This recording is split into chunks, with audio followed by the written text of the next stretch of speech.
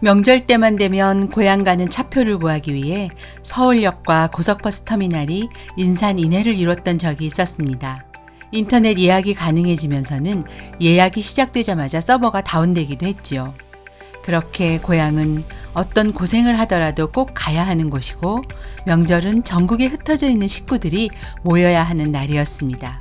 하지만 코로나 때문에 사회적 거리두기를 하다 보니 명절에도 모이는 것이 쉽지 않더라고요.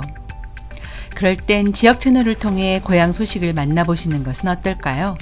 어떻게 보냐고요? 요즘이 어떤 세상입니까?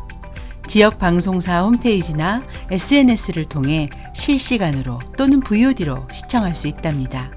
고향 소식을 접하는데 가장 빠른 길은 역시 각 지역 방송사의 뉴스입니다. 그 중에서도 가장 눈에 띄는 것은 KCTV 제주 방송인데요. 일반 뉴스뿐만 아니라 제주어 뉴스까지 있습니다. 다들 편안하지양 제주어 뉴스오다. 편안들 허십소양. 고향말로 전해주는 뉴스.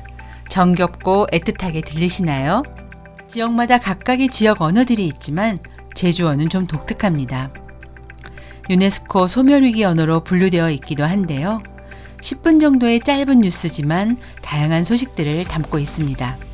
연세 드신 분들은 편안하게, 젊은 세대들은 집안 어르신과 고향 친구들을 생각하며, 그리고 타지 사람들은 새로운 문화로 제주 소식을 즐길 수 있는 시간입니다. 한편 제주 방송에는 날씨와 항공 운항 정보, 제주민들의 경조사까지 꼼꼼히 전해주는 채널 20도 있으니 제주가 궁금하다면 언제든지 어디서나 제주의 지금을 살펴볼 수 있습니다.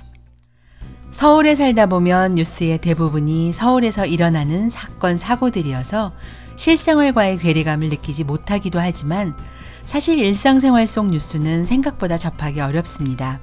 동네에 어떤 건물이 새로 들어서는지, 체육시설들은 제대로 관리되고 있는지, 한여름 더위를 식혀줄 무더위 쉼터는 어디에 있는지, 마을 곳곳엔 어떤 문화유적이 남아있는지, 내가 살고 있는 동네의 역사와 문화를 공유하며 모두가 쾌적하고 편안하게 살아가기 위한 소식들을 상세하게 접할 수 있는 곳은 바로 지역방송사 뉴스입니다.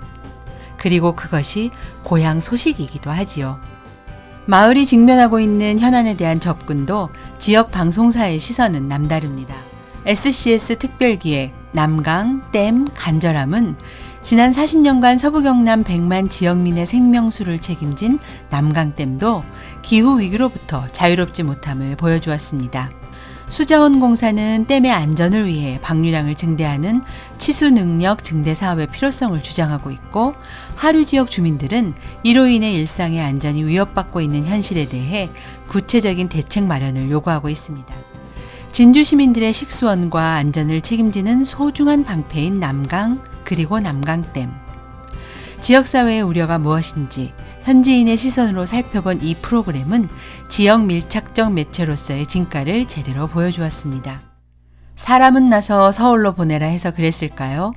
현대사의 긴 터널을 묵묵히 걸어온 부모님들은 살림이 넉넉하든 그렇지 않든 할 수만 있다면 아이들을 서울로 보내려 했습니다. 그렇게 시작된 서울 생활. 하는 사이에 고향에서 살았던 시간보다 더 긴 시간을 보낸 곳이 서울이 되었습니다. 하지만 항상 마음 안에는 고향에 대한 아련한 그리움이 있지요. 그럴 때면 그냥 지역 방송을 켜세요. 그곳에 그리움을 달래줄 명약이 있답니다.